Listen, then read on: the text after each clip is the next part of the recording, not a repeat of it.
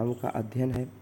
वातावरण बाल विकास पर पड़ने पर वाले प्रभावों का अध्ययन है। व्यक्तिगत विभिन्नताओं का अध्ययन है। कहने का अर्थ है कि बालक के विकास पर कैसे कैसे विभिन्नता आएगा, तो विभिन्न प्रक्रिया के द्वारा आ सकता है, वातावरण पर आ सकता है, व्यक्तिगत विभिन्नता के द्वारा भी आ सकता है। संवेगात्मक विकास प्रभावित करता है शारीरिक मानसिक थकान। संवेगात्मक विकास भैया जब शारीरिक रूप से आप नहीं काम करेगा तब भी नहीं काम करेगा, मानसिक रूप से काम नहीं करेगा तब भी नहीं काम करेगा, और थकान हो जाएगा तो हो जाएगा। सीखने का अर्थ क्या है, तो व्यवहार में जब परिवर्तन होगा तो आपको सीखना प्रारंभ हो गया है या सीख रहे हैं या सीखते हुए आगे चल रहे हैं। धीमी या तेज गति से बोलना वाणी दोष नहीं है। आप कभी तेज बोल रहे हैं, आप कभी धीमे बोल रहे हैं, ये वाणी दोष में नहीं आएगा। मूल्य का तात्पर्य मानव जीवन के वे सकारात्मक गुण है जो लोगों को प्रभावित करते हैं। मूल्य, आपका मूल्य क्या है? मूल्य का मतलब पैसा नहीं है। आप किसी के लिए मूल्यवान किस रूप से हो रहे हैं, या तो व्यवहार रूप से हो रहे हैं या किसी काम के द्वारा हो रहे हैं, कहीं ना कहीं आपका भी मूल्य है। तो मूल्य का तात्पर्य मानव जीवन के सकारात्मक गुण से होगा, ना कि नकारात्मक गुण से होगा। अंतर्मुखी व्यक्तित्व का एक महत्वपूर्ण गुण आत्मकेंद्रित है। अंतर्मुखी मतलब अंदर से, तो वह आंतरिक होगा। ऐसे व्यक्ति अकेला रहना पसंद करते हैं। आप देखेंगे कुछ व्यक्ति ऐसे होते हैं जो चाहते हैं मैं बस अकेला रहूं।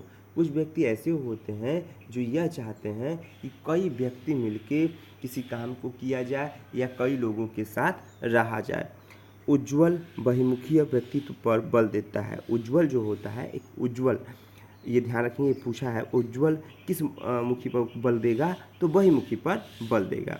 और आप लोगों से रिक्वेस्ट है कि जितने लोग हैं ज़्यादा से ज़्यादा लोग को शेयर करिए, जितने भी पढ़ें पास हो जाएंगे, इतना मेरी गारंटी है।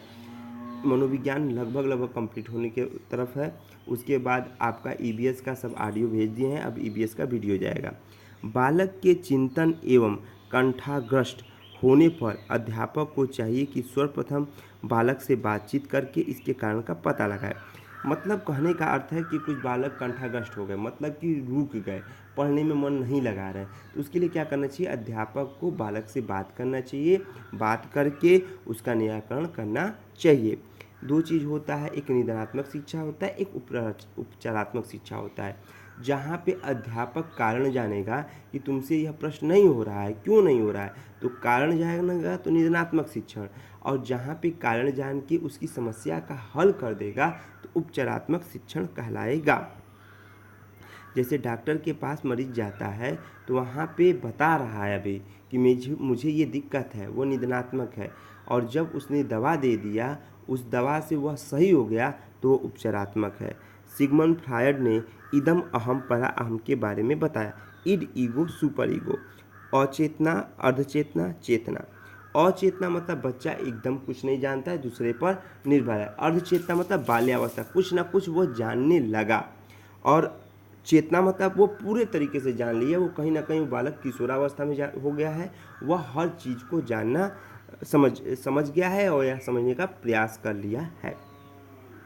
वाटसन ने कहा, बहुत इंपॉर्टेंट क्वेश्चन है, वाटसन ने कहा मुझे एक नवजात शिशु दे दो, मैं उसे जो चाहोगे बना दूंगा, वो चोर डॉक्टर वकील जो भी चाहोगे वो बना दूंगा।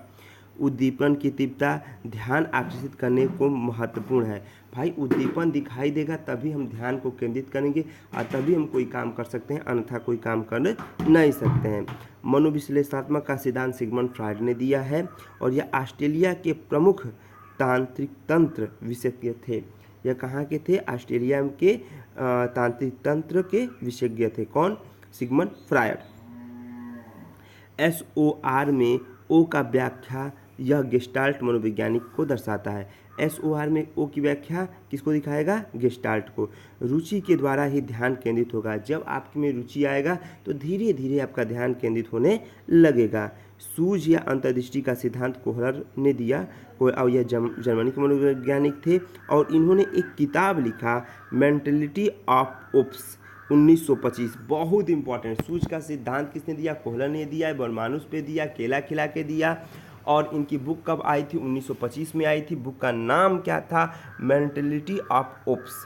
सृजनशीलता का मापन नहीं किया जा सकता है। सृजनशीलता का मापन कभी भी हम कर नहीं सकते हैं। TAT प्रासंगिक अंतर्बोध परीक्षण व्यक्तिगत मापन का परीक्षण है। जो TAT है वो किसका है? व्यक्तिगत परीक्षण है। और इन्होंने किसने किया था? मूरे साहब ने किया था। और यह कब किया था? 1935 में किया था। कितने कार्डों का प्रयोग किया था? 31 कार्डों का प्रयोग किया था। और इसमें एक कार्ड क्या था? सादा था। बहुत इंपॉर्टेंट पॉइंट, यहाँ से कम 1 नंबर आपको मिलेगा। फिर समझ लीजिए TAT का प्रयोग किसने किया? TAT का मूरे साहब ने किया। कब किया? 35 में किया। कितने कार्डों का प्रयोग किया? 31। एक कार्ड क्या था? सादा था। प्रत्येक कार्ड पर अलग अलग विषयों पर अलग अलग चित्र बने होते हैं। समप्रत्यय निर्माण के सोपान कितने हैं? तो समप्रत्यय निर्माण के 4 सोपान हैं। प्रत्यक्षीकरण, विभेदीकरण, पृथक्करण और सामान्यीकरण। प्रत्यक्षीकरण मतलब प्रत्यक्ष होकर, विभेदी मतलब अलग अलग, पृथक्करण मतलब भी वो अलग, और सामान्यीकरण मतलब सबको समान रूप से।